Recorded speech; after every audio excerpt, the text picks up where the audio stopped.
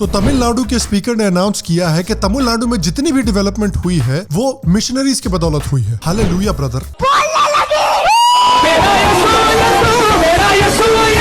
अब ये स्टेटमेंट भले ही शॉकिंग हो लेकिन सरप्राइजिंग नहीं है। तमिलनाडु का मिशनरी और द्रविडियन नेक्सस आजादी के पहले से भी इस तरह की एंटी हिंदू एक्टिविटीज में लगा हुआ है। आइए आज इस नेक्सस को एक्सप्लेन करते हैं और बात करते हैं कि कैसे इस नेक्सस के खिलाफ लड़ा जा सकता है।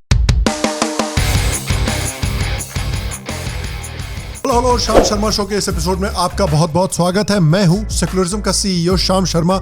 आज मुझसे जुड़ने के लिए, आज का ये एपिसोड देखने के लिए आपका बहुत बहुत धन्यवाद और आप सबको एक सेक्युलर प्रणाम। तो हाल में ही तमिलनाडु के स्पीकर एम अप्पावू ने कहा कि तमिलनाडु की जितनी डेवलपमेंट हुई है वो मिशनरीज के बदौलत हुई है, वरना तमिलनाडु आज बिहार में तब्दील हो जाता। अरे यार, स्पीच देनी है तो दो बिहार को क्यों पेल दिया? इस सज्जन को क्या तकलीफ है भाई, क्या तकलीफ है इनको? और देखिए, ये कोई पहली बार नहीं है कि तमिलनाडु के पॉलिटिकल लीडर्स मिशनरी ऑर्गेनाइजेशंस को खुल्लम खुल्ला सपोर्ट कर रहे हैं, लेकिन यही पॉलिटिकल लीडर जो हैं सेकुलरिज्म के नाम पर हिंदू एक्टिविटीज को बिल्कुल सपोर्ट नहीं करना चाहते। अरे ये कर क्या रहे हो भाई तुम लोग? तो देखिए, ये द्रविडियन मिशनरी जो नेक्सस है, ये एक साथ इतनी अच्छी तरह काम इसलिए करता है कि मिशनरीज भी हिंदुओं से नफरत करते हैं और तमिल्स को हिंदुइज्म से अलग करना चाहते हैं, और द्रविडियन भी अपनी ब्राह्मण हेट्रेड में अक्सर मिशनरी ऑर्गेनाइजेशंस को ऐसी एक्टिविटीज में सपोर्ट करता है। देखिए, द्रविडियन आइडियोलॉजी जो है वो बेसिकली अपनी ब्राह्मण हेट्रेड में जेन्युइन कास्ट अट्रोसिटीज से लड़ते लड़ते खुद एक कास्टिस्ट, एक एंटी ब्राह्मण और एक सुप्रेमेसिस्ट मूवमेंट बन गया है। द्रविडियन आइडियोलॉजी जो कि पेरियार की आइडियोलॉजी से डिराइव करती है, जिन्होंने खुद ब्राह्मणों को जूस से कंपेयर किया था। उनके बयान आप सुनेंगे तो लगेगा कि भैया नाज़ी बोल रहा है। उन्होंने ब्राह्मणों को मच्छरों, कॉकरोच और जूस से कंपेयर किया, और जिस तरह के एंटी सेमेटिक आरोप यहूदियों के ऊपर लगते हैं वही आरोप ब्राह्मणों के ऊपर लगाए कि ब्राह्मणों को देश से बिल्कुल भी लॉयल्टी नहीं है। भाई साहब, ये देश के पहले परमवीर चक्र अवार्डी सोमनाथ शर्मा जी को बता देना चाहिए था, फालतू में जान दे दी उन्होंने। करुणानिधि जो डीएमके के लीडर हुआ करते थे, उन्होंने हिंदुओं और हिंदुत्व को चोर कहा था। कुछ समय पहले एक और द्रविड़ ऑर्गेनाइजेशन के लीडर ने कहा था कि वो हिंदुओं के खिलाफ कत्लेआम कर सकते हैं। शक्ल से तो फिर हेरा फेरी के चर्सी चाचा लगते हैं, लेकिन हिटलर बनना चाहते हैं।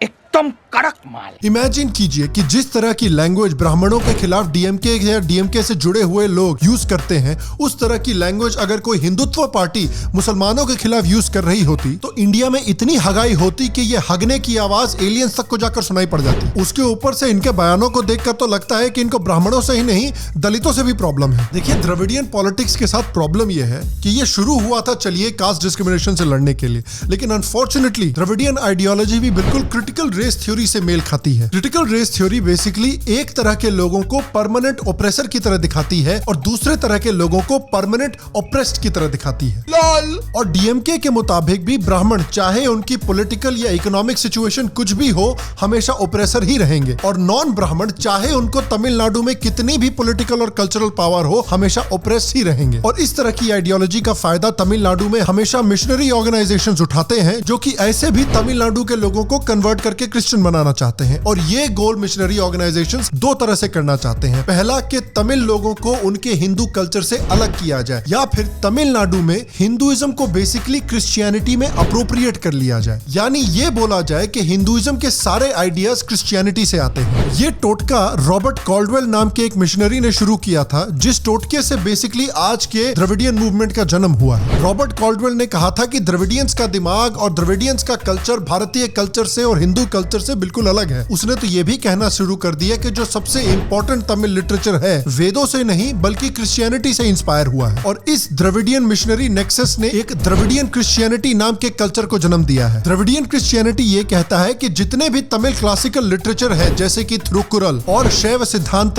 वेदों से नहीं, हिंदुइज्म से नहीं बल्कि क्रिश्चियनिटी से इंस्पायर हुआ है। मिशनरी तो यहाँ तक कहते हैं कि संत थिरुवल्लुवर जिन्होंने थिरुकुरल लिखी थी, वो वेदों और वेदांता से नहीं बल्कि सेंट थॉमस से इंस्पायर हुए थे। और ये क्लेम कि हिंदुइज्म बेसिकली क्रिश्चियनिटी से इंस्पायर होके आया है, इसको अमेरिका में बड़े बड़े डेमोक्रेट और रिपब्लिकन पॉलिटिशियंस ने सपोर्ट किया है। और इस तरह से हिंदुइज्म को क्रिश्चियनिटी में अप्रोप्रिएट करने का जो मूवमेंट है वो अभी भी चल रहा है। हालत ये हो रखी है कि आजकल तमिलनाडु में ऐसे पॉलिटिकल लीडर हैं जो मास कन्वर्जन में पीएचडी करते हैं।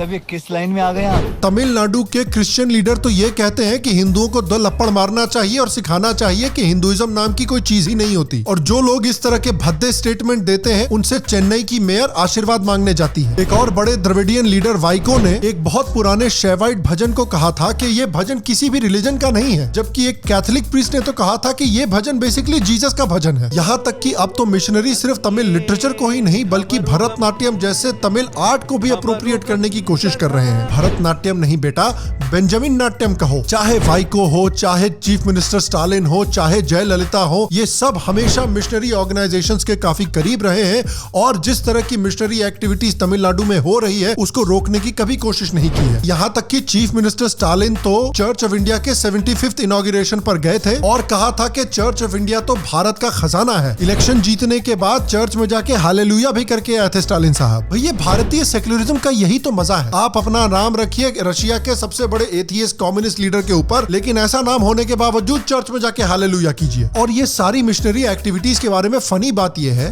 कि भारत में तो ये आके हिंदुइज्म को अप्रोप्रिएट करना चाहते हैं, बोलते हैं कि सारी हिंदू चीजें एक्चुअली क्रिश्चियन है, लेकिन अमेरिका में जहां पर ये मेजॉरिटी में है वहां पर असलियत जुबान से निकल आती है। Yes, it is. Just it is bad, and it almost certainly is demonic, and you shouldn't do it. Yoga is a religious ritual. It is a Hindu liturgy. That's where it comes from. And Hinduism has all sorts of different gods that it worships that are not the God of Christianity. In 1993, the Alabama Board of Education banned yoga and meditation practices in its public schools amid complaints that counselors were harming children with psychotherapeutic techniques. One mother in Birmingham was concerned that a relaxation tape that her child brought home made one boy visibly high. Well, anybody who does yoga knows he may have just been very relaxed. And that Alabama rule has been on the books for the past 27 years. और तेरी मैयत पे आऊंगा dance करने। आ गया ना अपनी औकात पे। याद कीजिए जब 2004 के सुनामी के बाद एक तमिलनाडु के बड़े क्रिश्चियन लीडर ने कहा था कि क्योंकि तमिलनाडु के लोग मूर्ति की पूजा करते हैं इसलिए तमिलनाडु में सुनामी आया, और क्योंकि ये द्रविडियन मिशनरी नेक्सस इस समय पर तमिलनाडु में पावर में है इसलिए मिशनरी और क्रिश्चियन ग्रुप्स के ऊपर ये आरोप है कि वो भारी मात्रा में तमिलनाडु में प्रॉपर्टी हड़प रहे हैं। तो एक तरफ तो चर्चेस प्रॉपर्टी हड़प रहे हैं और दूसरी तरफ मंदिरों से पैसा लूटा जा रहा है। तो देखिए इतना देखकर तो आप समझ ही गए होंगे कि तमिलनाडु में इस द्रविडियन मिशनरी नेक्सस ने काफी खराब हालत कर रखी है। तो क्या सिचुएशन होपलेस है? देखिए मेरे हिसाब से तो नहीं। 2017 में एक वीडियो वायरल हुआ था जिसमें एक मिशनरी ने क्लेम किया था कि द्रविडियन लीडर वाइको और उनकी पूरी फैमिली क्रिश्चियनिटी में कन्वर्ट हो चुकी है, लेकिन द्रविडियन मिशनरी नेक्सस के पावर में होने के बावजूद वाइको को आकर क्लैरिफाई करना पड़ा कि उन्होंने और उनकी फैमिली ने क्रिश्चियनिटी में कन्वर्जन नहीं किया है। इतना ही नहीं, उनकी डॉटर इन लॉ के घर में पूजा का कमरा भी है और वो अपने गांव में विजयनगर मंदिर को रेगुलरली डोनेशन भी देते हैं। तो अगर हिंदू स्पिरिट को तमिलनाडु में द्रविडियन मिशनरी नेक्सस ने मार दिया है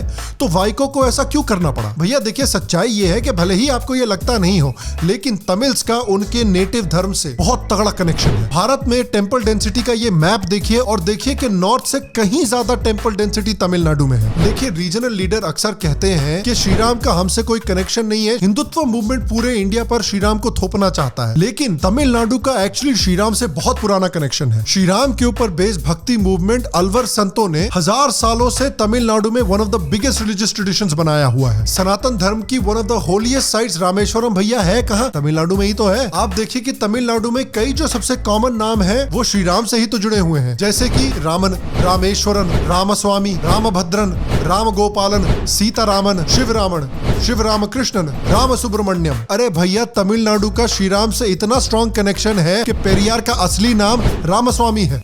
अरे बाप रे, ये तो धोती खोल रहा है। और इतना ही नहीं, थोड़ा हिस्ट्री में पीछे भी अगर जाइए तो तमिलनाडु की जो महान डायनेस्टीज थी, महान राजा थे, उन्होंने ही तो श्री राम और महादेव के नाम पर साउथ ईस्ट एशिया में सनातन धर्म फैलाया था। उन्हीं की बदौलत तो आज इंडोनेशिया में रामायण पढ़ी जाती है। और आप देखिए कि हाल में ही जब बिपिन रावत जी की मौत हुई थी तब उनके रिमेन्स को जब तमिलनाडु से ले जाया जा रहा था तो उनको किस तरह से तमिलनाडु के लोगों ने सल्यूट किया था। इस वीडियो को देखकर आपको पता लग जाएगा कि एक एवरेज तमिलनाडु के इंसान की क्या लेवल है पेट्रियोटिज्म की। देखिए यार, local pride, regional pride, state pride, ये सब चीजें अच्छी होती हैं, हर एक स्टेट में ये होता है, लेकिन ये प्राइड खतरनाक तब हो जाती है जब इस प्राइड की वजह से सेपरेटिज्म, कास्टिज्म, रेसिज्म और सुप्रीमेसिज्म जन्म लेते हैं। और अनफॉर्चुनेटली तमिलनाडु में द्रविडियन मूवमेंट की वजह से हम यही देख रहे हैं। तो इस द्रविडियन आइडियोलॉजी के खिलाफ लड़ाई कैसे की जाए? देखिए, सबसे पहले तो तमिलनाडु में एक स्ट्रॉन्ग हिंदुत्व लीडरशिप डेवलप करनी पड़ेगी। ऐसी लीडरशिप जो एक्सेप्ट करे कि पास्ट में कास्ट बेस्ड डिस्क्रिमिनेशन तमिलनाडु में बिल्कुल हुई है, लेकिन उसके बावजूद एक पॉजिटिव विजन दे हिंदुत्व का तमिलनाडु के लोगों को। देखने से तो लग रहा है कि बीजेपी के स्टेट प्रेसिडेंट अन्नामलाई ने तमिलनाडु के हिंदुत्व बेस में कई सालों के बाद जोश भर दिया है। ये एक ऐसा हिम्मती लीडर है जिसने तमिलनाडु के हिंदुत्व बेस को तो जगाया ही है, लेकिन खुल्लम खुल्ला जो ब्राह्मणों के ऊपर अत्याचार और अट्रॉसिटीज हुई हैं भारत में, उसके ऊपर भी बात की है। तो मुझे आशा है कि अन्नामलाई तमिलनाडु के लोगों को एक पॉजिटिव विजन दे पाएंगे कि कैसे हिंदुत्व, स्टेट प्राइड, नेशनलिज्म और कल्चरल प्राइड के साथ हम एक सक्सेसफुल तमिलनाडु बना सकते हैं और द्रविडियन मिशनरी नेक्सस को रिजेक्ट कर सकते हैं। उसके साथ साथ देखिए, जो मिशनरी कन्वर्जन हो रहे हैं उसके ऊपर भी एक्शन लेना पड़ेगा। जो मिशनरी ऑर्गेनाइजेशंस इंडिया में आकर, तमिलनाडु में आकर इस तरह की कन्वर्जन एक्टिविटीज कर रहे हैं, उनके FCRA लाइसेंसेस भी कैंसिल करने चाहिए और उनकी फंडिंग को भी रिस्ट्रिक्ट करना चाहिए। जिस तरह की रिस्ट्रिक्शंस फ्रांस ने मॉस्क और मदरसों के साथ लगाई है, उस तरह की रिस्ट्रिक्शंस भी गवर्नमेंट को कंसिडर करनी चाहिए